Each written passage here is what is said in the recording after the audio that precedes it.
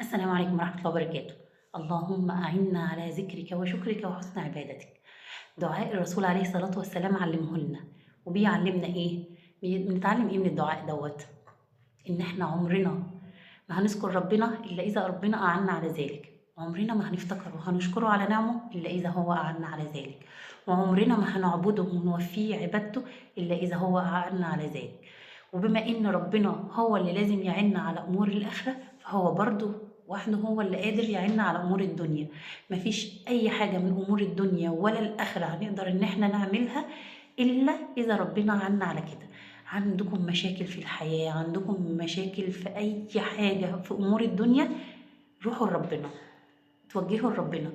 يا رب أنا عندي مشكلة مش قادر أتخطاها إلا إذا أنت عنتني على ذلك. يا رب أنا عندي ذنب مش قادر أبطله، أنا ضعيف يا رب فساعدني يا رب، ساعدني يا رب.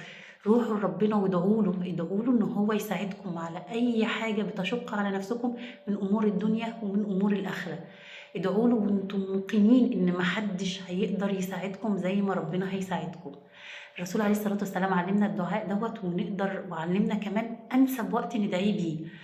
ندعيه دايما بعد كل صلاة واحنا بنصلي، بعد التشهد وقبل السلام. يعني خلصنا خلاص التحيات لله، نقعد نقول اللهم أعني على ذكرك وشكرك وحسن عبادتك 3 مرات، وبعد كده نسلم.